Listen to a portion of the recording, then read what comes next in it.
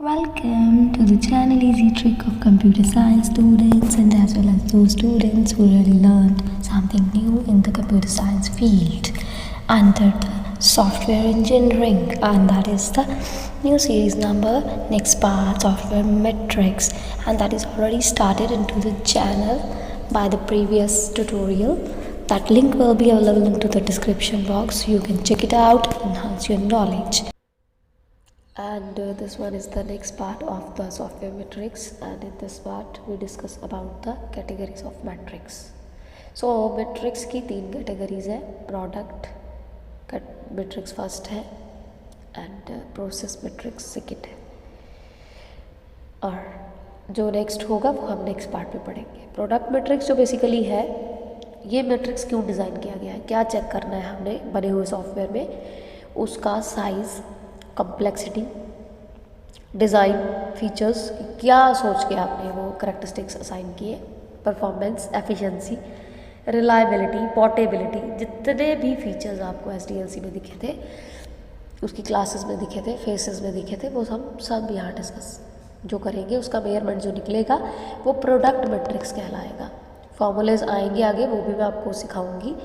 और जो process matrix होगा ना, उसमें हम डिस्क्राइब करते हैं effectiveness and quality of the process, कि क्या इम्प्लीमेंटेशन के बाद इसका इफ़ेक्ट होगा, रिस्पॉन्स पॉजिटिव जाएगा, नेगेटिव जाएगा, या फिर क्वालिटी बेस्ड बनेगा कि नहीं बनेगा, वो हम प्रोसेस मैट्रिक्स की हेल्प से जो है डिफ़ाइन कर सकते हैं. इसमें जैसे कि effort required in the process कितनी लगी, टाइम कितना लगाया आपने प्रोड्यूस करने में प्रोडक्ट को, इफ़ेक्टिवनेस उसकी डिफेक्टिव तो नहीं थी, कोई प्रोडक्ट डिफेक्टिव तो नहीं निकला, number of defects found during testing, कितनी बार आपका एरर आया, कितनी बार डिफेक्ट्स निकले, कौन कौन सी टेस्टिंग फेज आपको उठानी पड़ी, वो एक एज एग्जाम्पल की फॉर्म में प्रोसेस मैट्रिक्स में चलेगी, जिसको आप कैरी फॉरवर्ड जब भी सॉफ्टवेयर मैट्रिक्स में करोगे ना, तो जब भी हमें ये पता करना होगा कि इसका प्रोडक्ट मैट्रिक्स में अगर हमने कोई भी चीज़ इसमें से चेक करनी है बने हुए सॉफ्टवेयर में,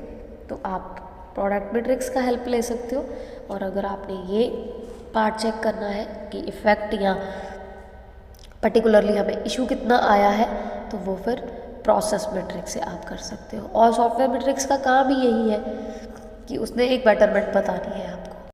इस पार्ट में फिर हम ये मैट्रिक्स डिफ़ाइन जो करते हैं, ये एक सॉफ्टवेयर के लिए भी हो सकते हैं. जैसे आप प्रोजेक्ट ऑनलाइन शॉपिंग क्राइटेरिया पे भी काम कर रहे हो, या बुटीक वाले पे, या किसी पे भी ऐसे पे काम कर रहे हो जहाँ प्रोडक्ट लॉन्च होने हैं, तो उस पर भी आप मैट्रिक्स पहले चेक करके कि हमारा प्रोडक्ट अगर लॉन्च होगा तो क्या वो रेफ़र कर पाएगा इन चीज़ों को नहीं कर पाएगा.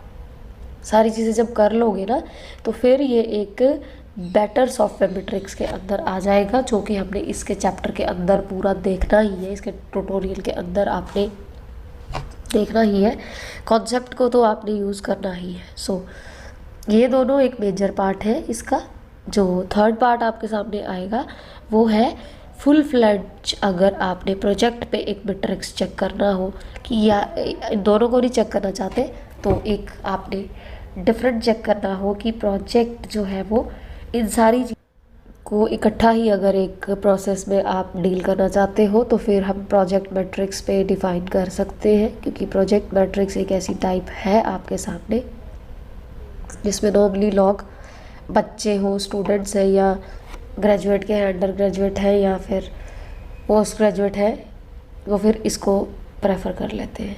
क्यों? क्योंकि प्रोजेक्ट मैट्रिक्स में एग्जीक्यूशन पार्ट जो होता है उसको देखा जाता है. एग्जीक्यूशन पार्ट में कि सॉफ्टवेयर डेवलपर में कितने नंबर ऑफ सॉफ्टवेयर डेवलपर्स लगे, कॉस्ट शेड्यूल हमें क्या आई, स्टाफिंग पैटर्न ओवर द जो SDLC बोलता है क्या वो पूरा हुआ कि नहीं, और प्रोडक्टिविटी कैसे निकली. देखो अब इसमें जब सब कुछ ही आ गया, सॉफ्टवेयर डेवलपर्स लगे ज़्यादा, तो हमें पता लग गया कि आपकी कॉम्प्लेक्सिटी थी इसमें, एंड कॉस्ट की भी स्टेबिलिटी पता लग जाती है, और प्रोडक्टिविटी की भी. और ये हमारे तीन मैट्रिक्स हैं जिसके थ्रू हम मल्टीपल फार्मूलाज के साथ next tutorial as per the schedule upload होगा और उसमें सीखेंगे. And if you feel that the channel is very helpful to all of you, kindly like, share and subscribe with the other persons for the more updates and the good knowledge. Thank you. Stay safe.